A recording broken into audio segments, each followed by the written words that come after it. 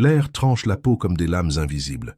Le sol, une croûte de glace et de neige, craque sous les quelques pas qui osent encore braver l'enfer gelé de Leningrad. Nous sommes en 1942, et le joyau de la Baltique, autrefois si vibrant, étouffe, isolé, mourant lentement sous le poing de fer du siège nazi. Mais ce n'est pas seulement l'ennemi extérieur qui la consume. Une faim atavique, une bête intérieure, s'éveille dans les sous-sols sombres et les appartements glacés. Ce documentaire n'est pas seulement une chronique sur la guerre, mais sur la limite la plus sombre de l'existence humaine, là où la dignité s'efface et où le corps, autrefois un temple, devient l'ultime et la plus terrible source de subsistance. Préparez-vous pour un voyage dans l'abîme de la moralité, là où la survie a redéfini chaque fibre de l'être. Que feriez-vous quand tout ce que vous connaissez s'effondre et que la vie de vos proches dépend d'un choix qui défie l'âme elle-même? Leningrad, une métropole qui battait autrefois au rythme de la vie, de l'art et de l'effervescence culturelle, n'était plus qu'un tombeau gelé, encerclé par des millions de soldats allemands. Le major général Govorov, avec sa détermination de fer, tentait d'organiser la défense d'une ville qui refusait de tomber, mais chaque jour qui passait, l'espoir diminuait comme la lumière du soleil dans l'hiver russe. Les avions ennemis survolaient sans cesse, lâchant des bombes qui transformaient les édifices historiques en ruines fumantes. Le son des explosions était la bande-son constante d'un cauchemar sans fin, une symphonie macabre résonnant dans les cieux gris de la ville. Les lignes de front allemandes et soviétiques s'étendèrent sur des kilomètres, un champ de bataille implacable où le sang tachait la neige et où la vie ne valait pas plus qu'une balle, un morceau de pain, ou la promesse vide d'un lendemain. À l'intérieur de la ville, le froid était un ennemi aussi mortel que les bombes, peut-être même plus cruel. Les sous-sols humides et froids étaient devenus le refuge de familles entières, où la chaleur était un luxe oublié et où l'obscurité régnait en maître. La température chutait à des niveaux insupportables, gelant les fenêtres, les canalisations et, finalement, l'espoir lui-même. À chaque aube, davantage de corps étaient ramassés dans les rues, victimes de l'hypothermie, des maladies qui se propageaient sans contrôle et surtout de la faim qui rongeait de l'intérieur. La lutte n'était plus pour des idéologies ou des victoires stratégiques. Elle était pour la prochaine miette, pour la prochaine goutte d'eau dégelée, pour la chance de voir le soleil se lever une fois de plus. L'avenue Nevski, autrefois un tourbillon de vie, était désormais déserte et figée, le fantôme de sa gloire passée. Les tramways étaient à l'arrêt, les magasins vides, les lumières éteintes. Le musée de l'Ermitage, jadis un sanctuaire de beauté et de culture, était devenu un refuge improvisé, un dépôt d'œuvres d'art protégées, mais même là, l'esprit humain était testé jusqu'à ses limites. La faim n'attaquait pas seulement le corps, elle corrodait l'âme, brisant les liens de civilité, transformant les voisins en étrangers méfiants et les inconnus en menaces potentielles. Les règles sociales, les valeurs morales, tout ce qui définissait l'humanité commençait à se désintégrer sous le poids écrasant du désespoir. C'était un scénario de déshumanisation qui ferait douter quiconque de ce qui nous différencie réellement des bêtes sauvages. C'est dans ce décor d'horreur indicible que nous rencontrons Elena Petrova. Jeune mère, ses deux petits-enfants accrochés à ses jupes fines, elle incarne la résilience féminine, la force inébranlable de celle qui se bat pour les siens. Ses yeux, autrefois pleins de jeunesse et de rêve, portaient désormais le poids de 1000 hivers, mais la flamme de l'espoir, aussi faible soit-elle, brûlait encore, alimentée par la promesse de protéger ses enfants. Chaque jour était une bataille pour trouver un morceau de pain, une pomme de terre gelée, n'importe quoi, qui puisse calmer les estomacs vides de ses petits. Elle ferait tout, absolument tout, pour les protéger de la bête de la faim qui rongeait leurs entrailles. À chaque quinte de toux, à chaque pleur étouffé de ses enfants, le cœur d'Elena se serrait, ressentant le froid de l'impuissance et la chaleur de la détermination. La vie à Leningrad n'était plus une question de vivre, mais de retarder la mort un jour après l'autre, avec une dignité ne tenant qu'à un fil. Tandis qu'Elena menait sa guerre silencieuse dans les caves glacées, Dmitri Volkov, un ingénieur civil, tentait de maintenir l'ordre là où l'ordre n'existait plus. Représentant de l'intelligentsia, il cherchait des solutions pratiques, mais aussi morales, à un problème qui semblait insoluble, un puzzle cruel dont il manquait trop de pièces. Il voyait la ville s'effondrer non seulement physiquement, sous les bombes et le froid, mais aussi éthiquement, sous la pression du besoin. Dmitri tentait d'organiser les rares ressources qui arrivaient par la route de la vie sur le lac Ladoga, une faille d'espoir qui s'ouvrait et se fermait au gré des caprices brutaux de la météo. La logistique était un cauchemar, et chaque camion qui sombrait sous la glace du lac emportait avec lui non seulement des vivres, mais aussi une part de la foi de tous ceux qui attendaient. Il savait que l'ingénierie ne pouvait résoudre la faim, mais il croyait que l'humanité pouvait encore être sauvée, si les gens choisissaient de résister à la tentation de l'abîme moral. Loin de là, mais aussi près que le son du prochain tir d'artillerie, Ivan Smirnov, un soldat épuisé sur la ligne de front, vivait l'horreur du combat sous sa forme la plus brute. Ses yeux, autrefois brillants de ferveur patriotique, étaient désormais opaques, marqués par l'épuisement physique et mental, reflet d'innombrables nuits sans sommeil et de jours de bataille incessantes. Il voyait ses camarades tomber comme des mouches, gelés, affamés ou déchiquetés par l'artillerie allemande. Chaque jour, la ligne entre la vie et la mort devenait plus ténue, presque invisible. Ivan, un homme qui avait juré de protéger sa patrie, se retrouvait confronté à la réalité d'un siège qui n'épargnait personne, pas même ceux qui tenaient un fusil. La faim, il le savait, était un ennemi plus traître que n'importe quel soldat allemand, car elle rongeait la volonté de se battre de l'intérieur, minant la résistance la plus profonde. Anna Kropotkina, une vieille enseignante retraitée, gardienne de la mémoire culturelle et de la dignité, observait la désintégration morale de la ville avec un mélange de tristesse profonde et de résignation silencieuse. Dans son petit appartement glacé, elle relisait de vieux livres à la faible lueur d'une bougie, tentant de préserver un fragment du monde qui disparaissait, un souvenir de temps plus civilisé. Elle avait enseigné à des générations, leur inculquant les valeurs de respect et d'humanité, mais elle voyait maintenant ces mêmes valeurs être testées et souvent brisées sous l'inimaginable pression de la survie. Bien avant que la brutalité de la guerre ne déchire le tissu social, Leningrad rayonnait d'une énergie vibrante, véritable carte postale de beauté et de progrès en Union soviétique. La ville, affectueusement surnommée la Venise du Nord, était un spectacle à part entière avec ses canaux sinueux reflétant des palais grandioses et des ponts élégants, une agitation joyeuse qui ne s'arrêtait jamais. Ses larges avenues, comme la Nevski, vibraient au rythme de la population, toujours pleine de monde, de rires et de conversations animées, un véritable épicentre où la vie battait son plein. Les théâtres et les opéras étaient toujours combles, l'élite culturelle et le peuple y cherchant un souffle d'art, à une époque où la culture était profondément valorisée. Leningrad était plus qu'une ville, c'était un phare, un symbole de tout ce que l'Union soviétique aspirait à être, moderne, cultivée, invincible. Dans ce décor d'effervescence, Elena Petrova, cette jeune mère au sourire éclatant, avait l'habitude de se promener avec ses deux jeunes enfants sur l'avenue Nevski. Les enfants, débordant d'énergie, couraient et jouaient, les yeux brillants de curiosité devant ces constructions imposantes, et la foule colorée. Pour Elena, chaque promenade était un souffle d'espoir, la certitude que l'avenir serait encore plus prometteur pour ces garçons. Elle les voyait grandir forts, en bonne santé, pleins de rêves, et cette vision remplissait son cœur d'une joie simple mais profonde. L'odeur du pain frais des boulangeries, le murmure des eaux des canaux, le tintement des tramways, tout cela composait la bande-son d'une vie qui semblait bénie, loin de toute ombre de malveillance. Pendant ce temps, Dmitri Volkov, un ingénieur civil à l'esprit toujours bouillonnant d'idées, consacrait ses journées à des projets ambitieux qui promettaient de transformer encore davantage la ville. Il croyait fermement au progrès, en la capacité humaine à construire un avenir meilleur, plus efficace et grandiose. Lors des réunions avec ses collègues, l'ambiance était d'un optimisme contagieux, le moral était au beau fixe, chacun discutant des plans pour de nouveaux ponts, des bâtiments qui toucheraient le ciel, des infrastructures qui feraient briller Leningrad encore plus fort. Pour Dmitri, chaque calcul, chaque dessin était une pierre à l'édifice d'une nation puissante et prospère, et il ressentait une immense fierté d'en faire partie, d'utiliser son talent pour le bien collectif. Il avait une confiance absolue en lui et en tout le peuple soviétique. Loin de l'agitation urbaine, Ivan Smirnov, un jeune soldat épuisé mais au cœur plein d'espoir, servait dans l'armée sur les lignes de front, mais ses pensées s'envolaient souvent bien au-delà des entraînements et des patrouilles.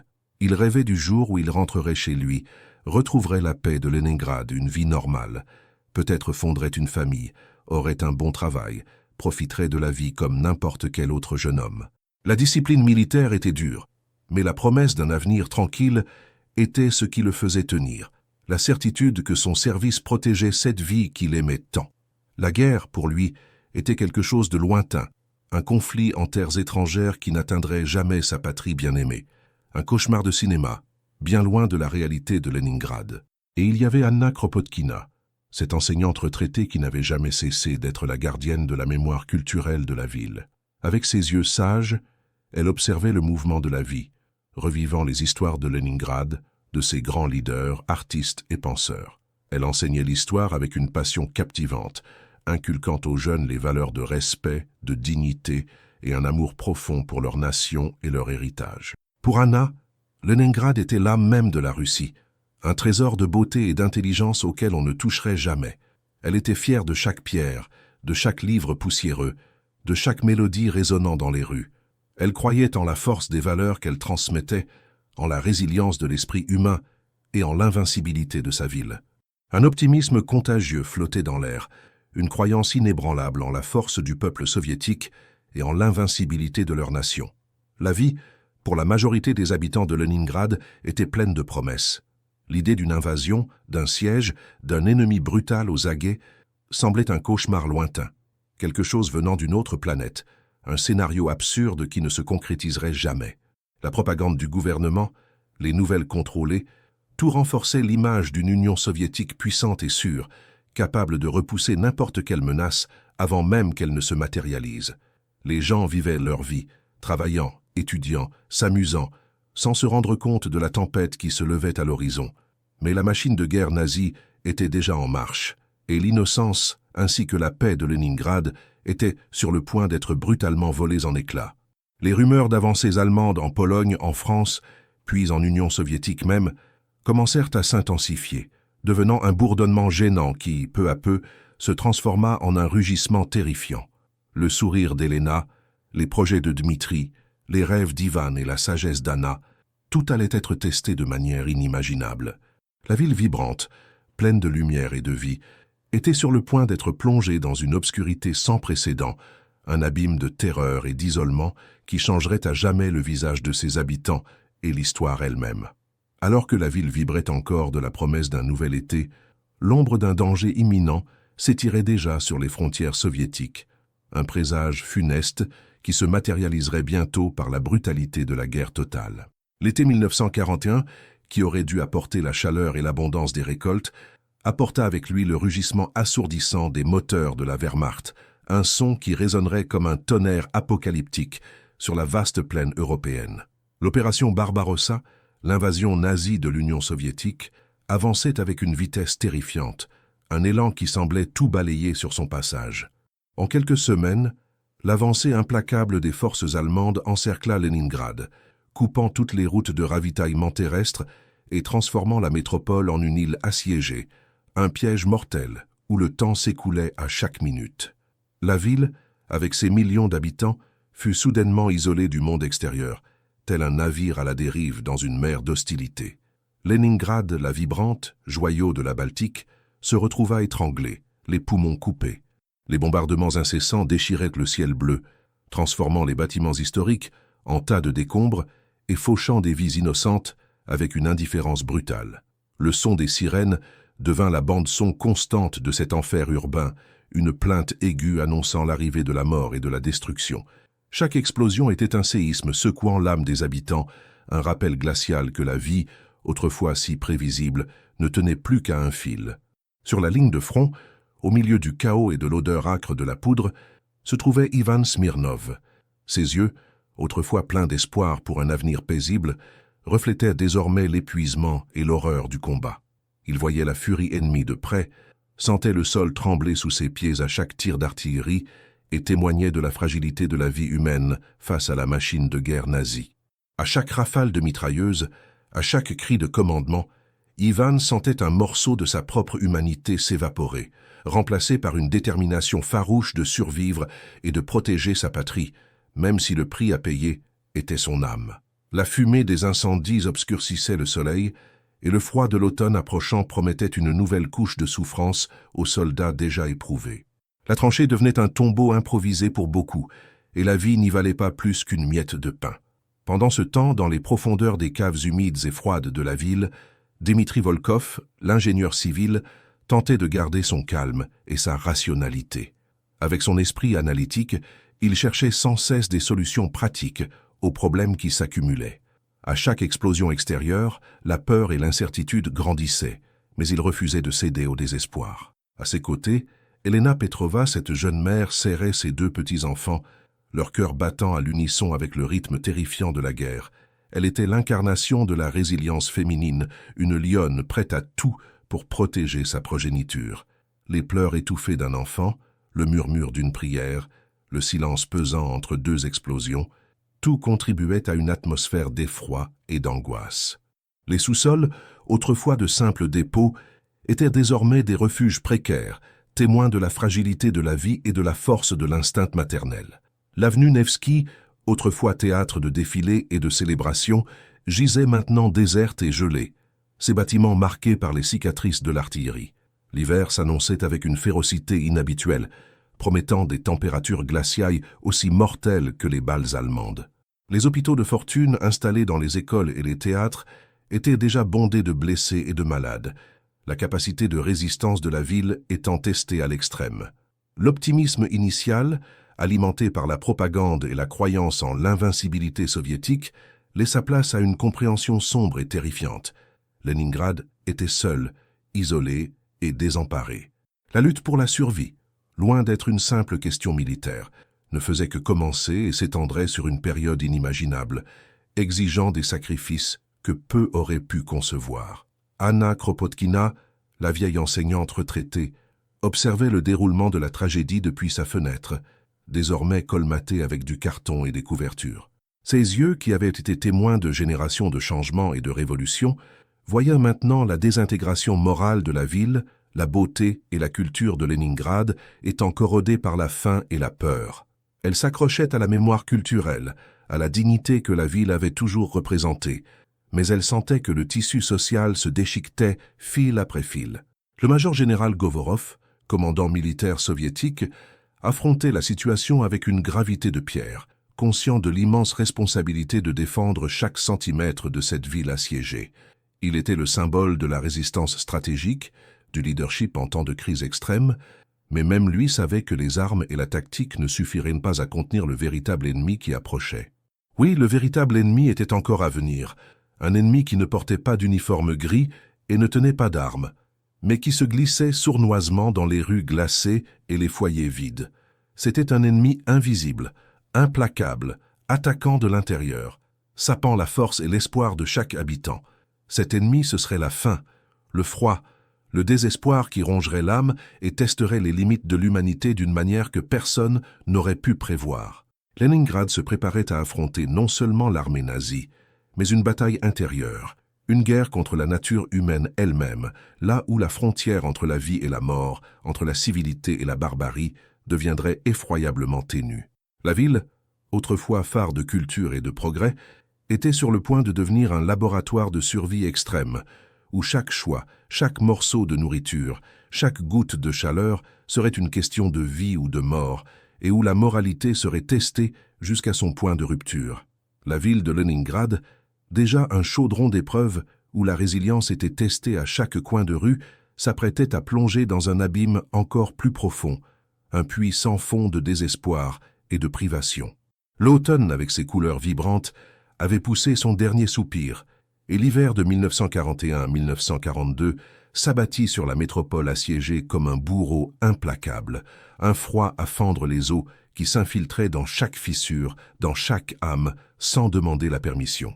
Les températures, déjà clémentes, chutèrent à des niveaux inimaginables, atteignant les 30 degrés C, transformant l'air en lames de glace qui coupaient la peau et brûlaient les poumons à chaque inspiration, comme si chaque souffle était un défi lancé à la vie elle-même.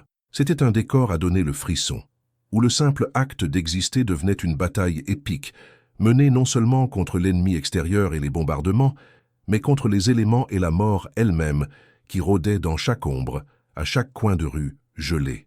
La faim qui n'était auparavant qu'une menace latente, un fantôme hantant les pensées et les rêves, se manifestait désormais sous sa forme la plus cruelle, visible et implacable, un parasite rongeant la chair, l'espoir et, parfois, la dignité humaine elle-même. L'approvisionnement alimentaire, qui n'était déjà qu'un mirage sur l'horizon de la pénurie, fut drastiquement réduit, poussant le rationnement à des niveaux de désespoir absolu. Le pain base du régime soviétique, cet aliment qui nourrissait les générations, synonyme de table garnie et de foyer, n'était plus qu'une triste caricature de lui-même, un rappel amer de ce qui avait été perdu. Les portions distribuées étaient minuscules, de maigres 125 grammes par jour pour les civils, et ce qu'on appelait pain était en réalité un mélange presque immangeable de farine, de sciure de bois, de cellulose, de colle à bois et d'autres substituts qui trompaient à peine l'estomac quelques minutes, sans nourrir le corps, sans donner d'énergie, sans apporter de véritable soulagement. C'était une portion qui permettait à peine de calmer l'envie, un petit morceau qui disparaissait en bouche avant même d'être savouré, laissant un goût amer de désolation et la certitude poignante que le prochain morceau ne viendrait que le lendemain, s'il venait, et que chaque jour le corps se consumait un peu plus, dans un processus lent et douloureux. Elena Petrova, autrefois jeune mère pleine de vie, au large sourire et au projet d'avenir pour ses enfants, assistait impuissante à la lente et douloureuse transformation de ses deux petits. Chaque jour était une éternité de souffrance, voyant leur corps menu dépérir, leurs joues autrefois roses et pleines de vie désormais creusées, leurs yeux grands, profonds et affamés, fixés sur la moindre miette qui pourrait apparaître, sur n'importe quelle promesse de nourriture, aussi irréelle soit-elle.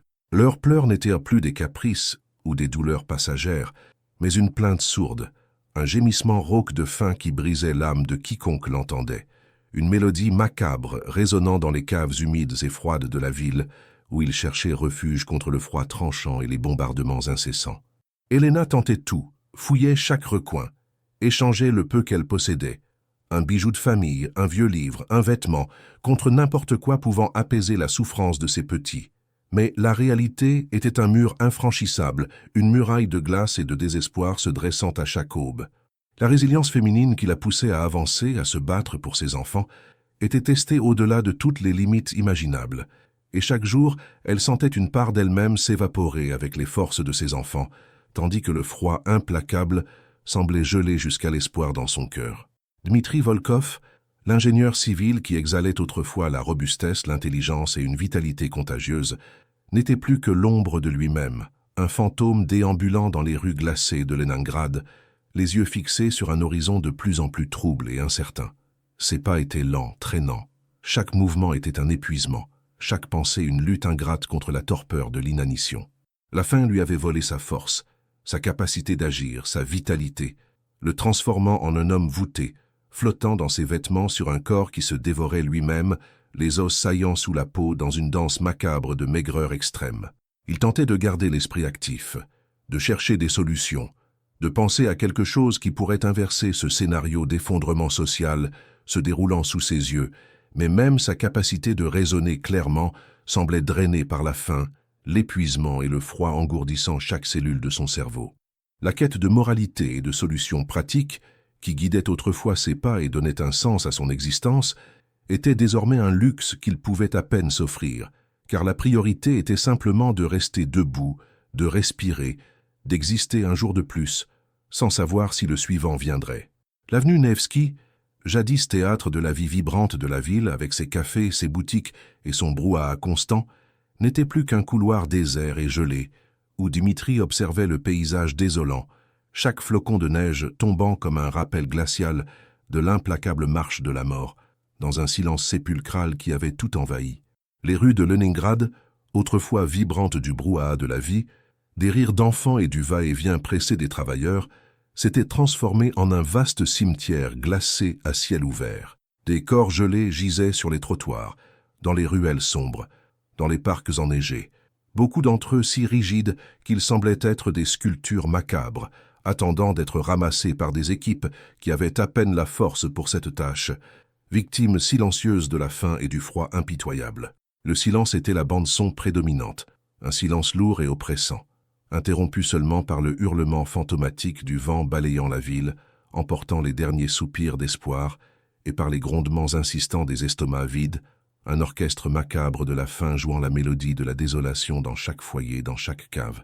Il n'y avait plus le vacarme des marchés, le son des tramways, la hâte des passants. La vie s'était retirée, cachée dans les sous-sols sombres et froids, ou s'était simplement éteinte, laissant derrière elle une traînée de glace, de douleur et de désespoir. L'espoir, autrefois carburant pour l'âme, phare au milieu de la tempête, devenait un luxe inatteignable, une rêverie dangereuse au milieu de cette réalité brutale. Pourtant, même dans les abîmes les plus profonds de la souffrance humaine, là où la lumière semblait avoir été avalée par l'obscurité, une étincelle de résistance s'obstinait à briller, un fil ténu de vie s'étendant sur l'immensité gelée. C'est ainsi qu'au cœur de l'hiver le plus rigoureux que Leningrad ait jamais connu, émergea la route de la vie, un couloir d'espoir forgé dans la glace et le sacrifice. Ce n'était pas une solution, mais une fente, une brèche infime dans la muraille de désespoir entourant la ville, un rappel que même si la mort insistait pour rôder, la vie luttait encore bec et ongles. Le lac Ladoga, ce géant d'eau douce baignant les rives orientales de Leningrad, devint le théâtre de cette bataille épique contre la faim et le froid. Gelé par des températures défiant l'existence même, avec des thermomètres affichant facilement moins 40 degrés, le lac devint l'unique pont entre la ville assiégée et le reste du monde soviétique. C'était une route traîtresse, une véritable roulette russe où la nature et la fureur de la guerre s'unissaient pour faucher des vies. Imaginez la scène, un paysage monochrome, le blanc de la glace se mêlant au gris du ciel, coupé seulement par les silhouettes sombres de camions ressemblant à des fourmis dans une traversée suicidaire. Le vent hurlait comme un loup affamé, fouettant le visage des chauffeurs et soulevant des flocons de neige qui aveuglaient la vue, transformant chaque mètre parcouru en une épreuve de foi et de courage. Ces camions, dont beaucoup étaient vieux et mal équipés pour le froid extrême, étaient le dernier espoir de milliers de personnes. Sous le commandement vigilant du major-général Govorov, qui comprenait l'importance stratégique et morale de cette route, des équipes d'ingénieurs et de chauffeurs travaillaient jour et nuit, dans une force d'intervention défiant toute logique. Ils tentaient de traverser la glace fine et traîtresse, transportant de la nourriture, des médicaments, et plus tard du carburant pour la ville assiégée. Chaque voyage était un pari contre la mort, un acte d'héroïsme anonyme. Les récits donnaient des frissons. La glace, ayant souvent moins d'1 mètre d'épaisseur, craquait et gémissait sous le poids des véhicules, comme un animal blessé. Des crevasses s'ouvraient soudainement, avalant des camions entiers, leurs précieuses cargaisons et leurs chauffeurs vers le fond glacé du lac. À chaque naufrage, on ne perdait pas seulement un véhicule ou quelques tonnes de vivres, on perdait un morceau de l'âme de la ville, une tranche d'espoir volant en éclats sous les eaux sombres. Pour ceux qui étaient en première ligne comme Ivan Smirnov, ce soldat épuisé affrontant l'horreur du combat et l'épuisement physique et mental dans les tranchées glacées, la route de la vie était une légende racontée à voix basse. Il entendait les récits de cet exploit herculéen, de ces camions défiant la mort et ressentait un mélange d'admiration et de désespoir. Il savait qu'à chaque paquet de biscuits ou rations arrivant au front, il y avait un camionneur qui risquait sa vie sur la glace, un morceau de pain valant plus que de l'or en poudre. La résilience soviétique, dont il était une part, se manifestait là, dans l'obstination à maintenir cette route ouverte malgré toutes les adversités.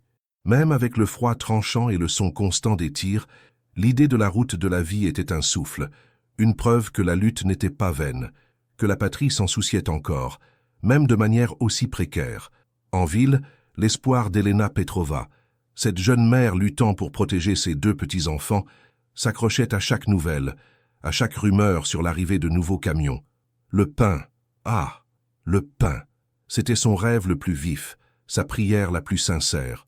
Elle en imaginait l'odeur, la texture, la sensation de voir ses enfants manger une tranche généreuse, sans cette voracité désespérée imposée par la faim.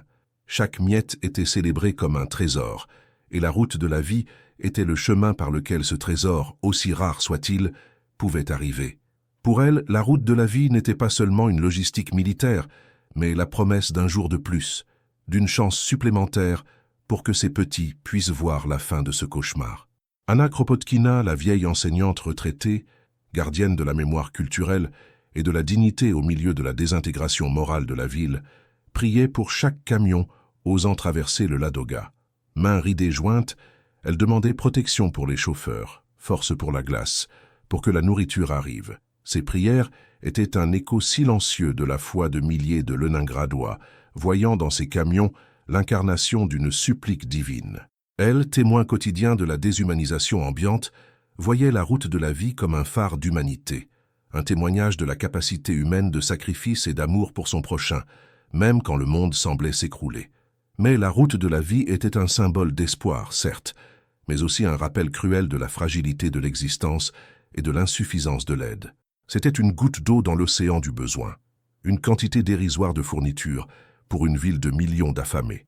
Quel que fût l'héroïsme de l'effort, la faim continuait à ronger l'âme de la ville, à défigurer les corps et les esprits, menant à une désintégration sociale et morale encore plus profonde. Ce couloir glacé, bien que vital, ne parvenait pas à stopper l'hémorragie de vie et de dignité s'écoulant entre les doigts des habitants de Leningrad. Chaque jour qui passait, la réalité brutale s'imposait et la ligne ténue entre la vie et la mort, entre la civilité et la barbarie, devenait de plus en plus floue.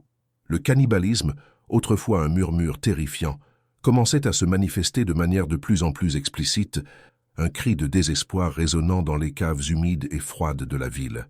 À mesure que la faim se faisait plus pressante et que le froid coupait l'âme, la fine couche de civilité couvrant Leningrad commença à se fissurer, exposant la crudité de la lutte pour la vie. La ville, autrefois phare de culture et de progrès, se transformait en un théâtre de désespoir où les règles régissant la coexistence humaine s'effondraient à un rythme effrayant. Les structures sociales, jadis piliers d'ordre et de moralité, furent corrodées par l'urgence primale de la survie, une force plus puissante que n'importe quel décret ou doctrine. La loi, autrefois respectée, devint une mauvaise plaisanterie pour celui qui avait l'estomac vide et les os gelés. Le vol de pain, jadis impensable, crime qui aurait fait rougir de honte n'importe quel honnête citoyen, devint aussi commun que le lever du soleil. Ce n'était plus une question de morale, mais d'instinct. Une tranche de pain pouvait signifier la différence entre un jour de vie supplémentaire ou la certitude d'une mort lente et douloureuse. Les boulangeries, autrefois source d'arômes tentateurs, devinrent des forteresses gardées, mais même les gardes les plus loyaux ne pouvaient ignorer les yeux affamés les guettant dans l'obscurité. La dignité, celle à laquelle nous tenons tant, fut échangée contre des miettes, contre n'importe quoi pouvant tromper un ventre vide. Les cadavres s'entassant dans les rues et les caves humides et froides de la ville étaient dépouillés non seulement de leurs vêtements pour réchauffer les vivants, mais aussi de leurs papiers, de tout objet de valeur pouvant être troqué contre un peu de nourriture. C'était une scène choquante, mais sa répétition en fit une partie intégrante du paysage. La mort, autrefois événement solennel, devint une ressource, un rappel cruel de la fragilité de l'existence. Personne ne s'offrait le luxe de pleurer longtemps. La survie même exigeait un endurcissement que peu pensaient possible. La compassion, elle, devint un luxe que la plupart ne pouvaient s'offrir, une émotion trop pesante pour un corps déjà affaibli. Au milieu de ce chaos, le marché noir fleurit comme une mauvaise herbe sur un terrain fertile de misère. Ce n'était plus un lieu d'échange furtif et de murmures, mais un centre de gravité pervers, où l'espoir se vendait au prix fort et où la morale était la monnaie la plus vile. Bijoux de famille, montres, livres précieux, tout était échangé contre un morceau de viande, une poignée de grains ou n'importe quoi pouvant remplir l'estomac. Là où l'on voyait autrefois l'avenue Nevski déserte et gelée, surgissèrent maintenant des rassemblements de gens désespérés, négociant leur vie pour un dernier souffle. On voyait les gens se bousculer, chaque visage affichant la même douleur, le même vide. C'était une foire macabre où l'humanité semblait avoir pris des vacances, laissant le seul instinct animal aux commandes. Dmitri Volkov, l'ingénieur civil, voyait de ses propres yeux ce que la faim faisait aux gens. Il était témoin de collègues, autrefois honorables et dévoués, succombant à la tentation du vol. Des hommes qui concevaient des ponts et des bâtiments volaient désormais des sacs de farine ou des morceaux de bois pour chauffer leur maison. C'était un coup de poing à l'estomac pour Dmitri, qui avait toujours cru en la logique et la droiture. Il voyait l'intelligence, la capacité humaine de créer et de construire, être réduite à la simple recherche de calories. « C'est vraiment terrible », pensait-il en observant un ex-professeur de calcul se faire prendre avec une poignée de pommes de terre volées. N'importe qui peut basculer du mauvais côté maintenant. Il n'y a plus de bien ou de mal. Il n'y a que la faim. La ligne entre le bien et le mal devenait indistincte, fluide comme l'eau du lac Ladoga sous la glace, et chaque jour, de plus en plus de gens se voyaient forcés de la franchir.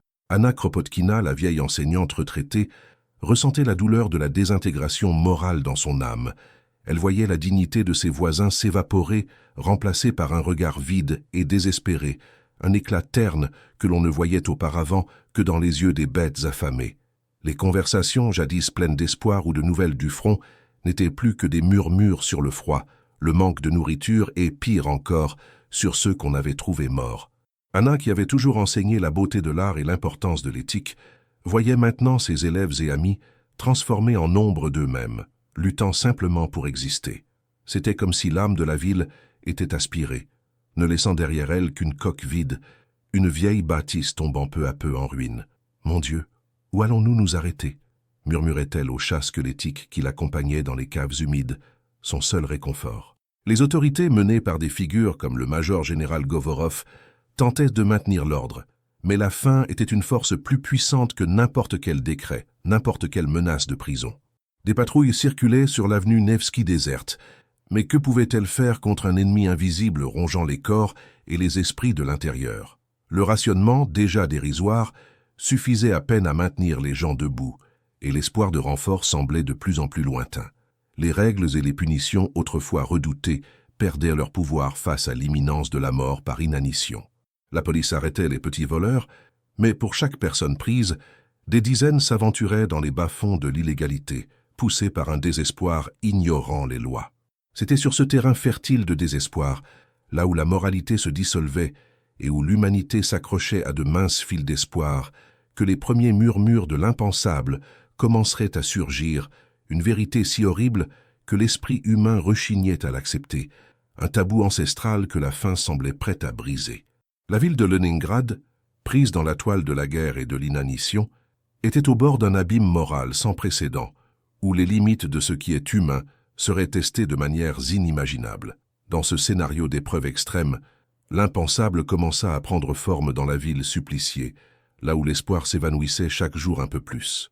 Le silence oppressant de Leningrad, autrefois brisé seulement par le hurlement des vents glacés ou le grondement lointain de l'artillerie, portait désormais en lui un nouveau son, un bourdonnement subtil, presque inaudible, mais qui résonnait dans l'âme de chacun. C'étaient les murmures, nés du désespoir et de la nécessité la plus pure, qui commençaient à éclore dans les caves humides et froides, dans les files d'attente interminables et glaciales du rationnement, et dans les recoins sombres du marché noir souterrain. Des histoires macabres, racontées à voix basse comme si l'air lui-même pouvait dénoncer la terrible vérité, parlaient de corps disparaissant sans explication, de viandes d'origine douteuse vendues à prix d'or, d'une faim ne connaissant plus de limites, pas même celle de l'humanité la plus élémentaire. Au début, ce n'étaient que des rumeurs, des ragots de coin de rue, de ceux qu'on écoute en se disant « Non, ce n'est pas possible, pas vrai ?» Les autorités, bien sûr, niaient avec véhémence, qualifiant tout cela de propagande ennemie ou de délire d'esprit fragilisé par la privation. La majorité de la population, avec ce qui restait de sa dignité et de sa morale, refusait de croire à une telle dépravation. Après tout, comment l'être humain pouvait-il tomber si bas? Mais la faim, la faim possède son propre pouvoir de conviction, sa propre méthode pour briser les volontés et subvertir les valeurs. C'est une force brute, implacable, qui corrodait non seulement les corps mais aussi l'âme de la ville. La réalité de Leningrad était impitoyable, un coup de poing qui, chaque jour, coupait un peu plus le souffle de ses habitants. Le manque de nourriture était si envahissant que la ligne entre le bien et le mal, entre le moral et l'abject, devenait de plus en plus ténue, presque invisible. Elena Petrova, cette jeune mère s'accrochant à la vie bec et ongle pour ses deux petits-enfants, entendait ces conversations fragmentées, ces chuchotements chargés de peur et de dégoût. Son cœur se serrait dans sa poitrine, une boule dans la gorge, à chaque histoire murmurée sur ce que certains étaient prêts à faire pour survivre. Elle sentait une terreur glacée couler dans ses veines, une angoisse allant bien au-delà de la faim physique. Cette peur était existentielle, une menace envers l'essence même de l'humanité qu'elle tentait, coûte que coûte, de préserver chez ses garçons. Avec une férocité animale, elle les protégeait, les serrait plus fort sous leur rare couverture, comme si son propre corps pouvait les protéger non seulement du froid tranchant, mais aussi de la contagion morale, semblant se propager comme une peste invisible à travers la ville. L'idée que quelqu'un puisse voir ses enfants, non pas comme des êtres humains, mais comme une source de nourriture, était un cauchemar la hantant jour et nuit, faisant de chaque maigre repas un acte de foi et de chaque jour vécu une victoire amère. Dmitri Volkov, l'ingénieur civil, homme au raisonnement logique et aux principes solides, tentait de réfuter ces histoires, de déconstruire les rumeurs avec la froideur de la raison. Il cherchait des explications rationnelles, des alternatives moins horribles à la disparition de personnes et à l'origine de cette viande mystérieuse qui, disait-on, apparaissait au marché noir. Son esprit se refusait à accepter ce que ses oreilles commençaient à capter, mais la logique de la survie, une logique cruelle et inhumaine, commençait à peser plus lourd que n'importe quel argument moral. Il voyait le désespoir dans les yeux des gens, la peau collée aux os, la folie que la faim incitait. Chaque jour, la ligne ténue entre la civilité et la barbarie s'effaçait un peu plus, et Dimitri sentait sa propre foi en l'humanité vaciller, telle une bougie prête à s'éteindre dans le vent glacial de l'avenue Nevski, désormais déserte et figée. Il passait ses nuits sans sommeil, réfléchissant à l'effondrement social dont il était témoin, à la façon dont la société, autrefois si organisée et régie par des règles, s'écroulait sous le poids d'un besoin primaire et incontrôlable. Même Anna Kropotkina, la vieille enseignante retraitée, gardienne de la mémoire culturelle et de la dignité, qui se réfugiait dans le silence du musée de l'Ermitage quand elle le pouvait, ressentait la désintégration morale de la ville dans ses os fatigués. Elle avait vu beaucoup de choses dans sa vie, mais rien ne l'avait préparée à cela. Ses yeux, jadis pleins de sagesse et de tendresse, portaient désormais une tristesse profonde, un choc silencieux face à la rupture de tous les tabous. Elle voyait l'humanité s'étioler, l'âme de la ville, qu'elle aimait tant et dont elle était si fière de la culture et de l'histoire, être corrodée par une faim, dévorant non seulement les corps, mais aussi les derniers restes de compassion et d'empathie. L'enseignante entendait les mères pleurer leurs enfants disparus. Les voisins se suspectaient mutuellement, et elle savait que quelque chose d'irrévocable avait été brisé. Ivan Smirnov, le soldat épuisé sur la ligne de front, avait à peine le temps de penser aux rumeurs de la ville. Son monde était celui de l'horreur du combat, du froid cinglant, de l'épuisement physique et mental semblant ronger chaque fibre de son être. Pourtant, lors de ses rares et brefs passages dans les hôpitaux de fortune, ou lorsqu'il recevait des nouvelles de l'arrière, les murmures lui parvenaient, déformés par la distance et la brutalité du front. Des histoires d'une faim si profonde qu'elle transformait les gens en quelque chose d'irreconnaissable, les forçant à des actes défiant toute compréhension. Il se battait contre un ennemi extérieur, mais la ville se battait contre un ennemi intérieur, encore plus insidieux, menaçant de démanteler tout ce pourquoi lui et ses camarades donnaient leur vie. La réalité du siège était une strate d'horreur par-dessus une autre, et la nouvelle de ce qui se passait dans les rues de Leningrad ajoutait un poids encore plus grand à son fardeau déjà écrasant. Le major général Govorov, commandant la défense de Leningrad, était au courant des rumeurs et du désespoir croissant. Sa priorité était la résistance stratégique, l'organisation des défenses, le maintien de l'ordre, mais il savait que la faim était un ennemi aussi puissant que les divisions allemandes. Des rapports de médecins et d'officiers de sécurité arrivaient sur son bureau, d'abord discrets, puis plus fréquents, détaillant des cas à soulever le cœur. Les premiers cas documentés de cannibalisme apparurent, d'abord isolés, mais indéniablement choquants. Ce n'étaient plus seulement des rumeurs, c'étaient des faits, consignés avec horreur et une pointe de désespoir. Le déni officiel commença à laisser place à une horreur glacée, au constat que la ville avait, de fait, atteint un point de non-retour. La glace recouvrant les rues de Leningrad n'était pas seulement physique, c'était un froid pénétrant l'âme, révélant l'abîme de la condition humaine lorsqu'elle est poussée à l'extrême. La ville, autrefois phare de culture et d'innovation, devenait le théâtre du plus terrible des choix. Le déni, jadis barrière psychologique, s'écroula sous le poids insupportable de la faim, ouvrant la voie à une vérité que personne n'osait prononcer. Pour beaucoup, la ligne entre la vie et la mort n'était plus une question de foi ou de chance, mais d'accepter l'inacceptable, de franchir un seuil moral que l'humanité a toujours redouté. Quand la faim atteignit son paroxysme et que toutes les autres sources de nourriture furent épuisées, le corps humain devint, pour un nombre croissant de désespérés, l'ultime et la plus terrible option. Ce n'était pas un choix fait à la légère, après une délibération froide, mais une imposition brutale des circonstances, une reddition forcée à la bête rugissante en chacun. Les histoires, murmurées dans les caves humides et froides, dans les hôpitaux improvisés où la mort était une visiteuse constante, étaient choquantes, mais révélèrent la profondeur du désespoir rongeant Leningrad. Les cas variaient, dessinant un spectre sombre d'horreur. Il y avait ceux qui se nourrissaient de cadavres trouvés dans les rues, les nécrophages, silhouettes tristes et squelettiques rampant sur les avenues désertes et gelées, cherchant ce qui restait de dignité humaine dans des corps abandonnés. Ils étaient les fantômes de la ville, mus par un instinct primordial ayant supplanté toute moralité. Il n'y avait ni joie ni satisfaction dans leurs actes, seulement le besoin brutal de survivre un jour de plus, une heure de plus, une minute de plus. L'odeur de la mort était un compagnon constant, et à chaque bouchée, malgré leurs efforts, l'image de ce qu'ils faisaient les hantait. Mais il existait une catégorie encore plus terrifiante, les tueurs cannibales. Ceux-là ne se contentaient pas de ce que la mort leur offrait, ils la provoquaient. Ils chassaient les plus faibles, les isolés, ceux qui n'avaient plus de voix pour crier ni de force pour lutter. Orphelins, vieillards fragilisés, malades titubant dans les rues, tous devenaient des proies dans une chasse silencieuse et mortelle, transformant Leningrad en un décor de cauchemar éveillé. C'était la désintégration totale, la rupture de tout pacte social, l'annihilation de l'empathie. La ville se scindait entre ceux qui résistaient et ceux qui succombaient, une ligne ténue séparant l'humanité de la bestialité, et cette ligne était testée à chaque minute, à chaque souffle.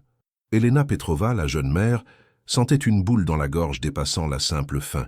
Elle voyait la peur dans les yeux de ses deux petits garçons, des yeux qui ne devraient pas connaître une telle terreur, et se demandait jusqu'où elle irait pour les protéger. Chaque jour, chaque nuit glacée dans les caves humides, la question martelait son esprit. Elle avait vu des voisins disparaître, entendu des murmures perturbateurs. L'instinct maternel si puissant se confrontait au rempart de la moralité humaine. Elle serrait ses enfants contre elle, ses mains maigres sentant la fragilité de leur petit corps, et se promettait de trouver un moyen, n'importe lequel, pour qu'ils survivent sans avoir à franchir cet abîme. Mais la faim est un ennemi implacable, et chaque jour, chaque miette qu'elle ne trouvait pas, rendait la promesse plus difficile à tenir. Dmitri Volkov, l'ingénieur civil qui rêvait autrefois de ponts et d'édifices reliant les gens, voyait maintenant la structure même de la société s'effondrer. Il luttait contre la nausée et l'horreur, tentant de garder sa moralité intacte. En tant qu'ingénieur, il cherchait des solutions logiques, mais il n'y avait aucune logique dans la faim dévorant l'âme.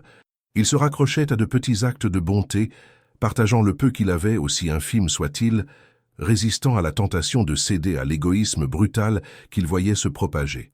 Mais le poids des choix des autres, la connaissance de ce qui se passait dans les recoins les plus sombres de la ville, était un fardeau pesant. Chaque récit, chaque rumeur, chaque regard vide de quelqu'un ayant cédé était un coup porté à sa propre foi en l'humanité. Il se demandait s'il resterait quelque chose à reconstruire après la guerre, si l'âme de Leningrad et la sienne pourraient un jour être réparées. Anna Kropotkina, la vieille enseignante retraitée, gardienne de la mémoire culturelle et de la dignité, observait l'horreur se dérouler avec une tristesse plus lourde que les manteaux qui la protégeaient à peine du froid. Elle avait enseigné les grands hommes, la beauté de l'art au musée de l'Ermitage, la grandeur de l'âme russe. Maintenant, elle témoignait de la désintégration morale de la ville, de la chute dans un abîme semblant sans fond.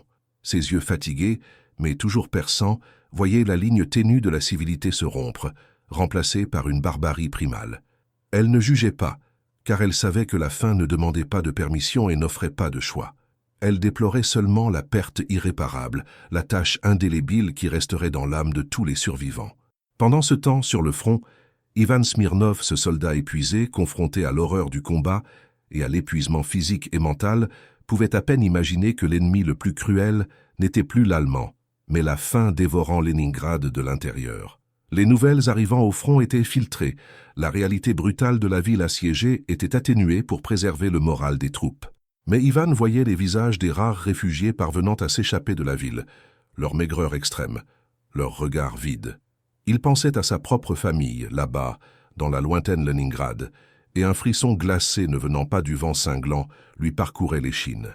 Il se battait contre un ennemi visible, mais la ville luttait contre un ennemi invisible, insidieux, transformant les voisins eux-mêmes en menaces. Le major général Govorov, commandant militaire soviétique chargé de la défense de Leningrad, faisait son possible pour maintenir l'ordre et la résistance stratégique. Il prenait des décisions difficiles, privilégiant la défense militaire, la route de la vie à travers le lac Ladoga, le maintien d'un espoir minimal. Mais la dimension du désespoir au sein de la ville, l'émergence du cannibalisme, était un secret sombre que les rapports officiels tentaient de minimiser, mais qui imprégnait l'air. Ils savaient que le moral de la population était aussi crucial que les munitions et les vivres. À chaque rapport sur les cas de cannibalisme, ils sentaient un poids supplémentaire sur ses épaules, la conscience que la guerre ne détruisait pas seulement des bâtiments, mais corrodait l'essence même de l'humanité. Le choix imposé par la faim transforma Leningrad en un théâtre de chasse silencieuse et mortelle, où la survie était la seule loi.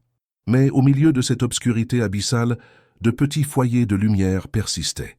Il y avait ceux qui, comme Dmitri Volkov, refusaient de franchir la ligne, qui maintenaient leur humanité coûte que coûte, qui partageaient leur dernier morceau de pain, qui offraient une parole de réconfort. Il y avait la résilience d'Elena Petrova qui, malgré toute la peur, ne cédait pas au désespoir, cherchant des forces pour protéger ses enfants. Il y avait la dignité silencieuse d'Anna Kropotkina, qui continuait de réciter des poèmes et des histoires, gardant vivante la flamme de la culture et de la civilité, même quand tout autour s'effondrait. Le siège de Leningrad, qui dura de septembre 1941 à janvier 1944, ne fut pas seulement une bataille militaire, ce fut une bataille pour l'âme humaine. La ville, avec ses caves humides et froides, ses marchés noirs souterrains, son avenue Nevski déserte et gelée, et même le musée de l'Ermitage comme refuge culturel, est devenu un témoignage de la capacité humaine à supporter l'impensable, à lutter contre sa propre nature pour survivre et, paradoxalement, à s'accrocher à l'espoir même dans les circonstances les plus désespérées. Leningrad nous enseigne que, même dans l'abîme le plus profond du désespoir, l'humanité trouve des moyens de résister, de se cramponner à des fragments de dignité, de lutter pour un lendemain. Les cicatrices du cannibalisme et de la faim extrême sont un rappel sombre de la brutalité de la guerre, mais l'histoire de Leningrad est aussi une ode à la résilience inébranlable de l'esprit humain. C'est une leçon douloureuse mais essentielle sur ce dont nous sommes capables pour survivre et sur ce que signifie en fait d'être humain. Puissions-nous ne jamais oublier les horreurs de Leningrad, afin que de tels choix n'aient plus jamais à être faits. Si vous avez été touché par cette histoire de dépassement et d'horreur, laissez un j'aime, abonnez-vous à la chaîne pour plus de récits historiques et commentez ci-dessous ce qui vous a le plus marqué dans ce voyage à travers la mémoire de Leningrad. Votre participation est fondamentale pour garder vivante la flamme de l'histoire.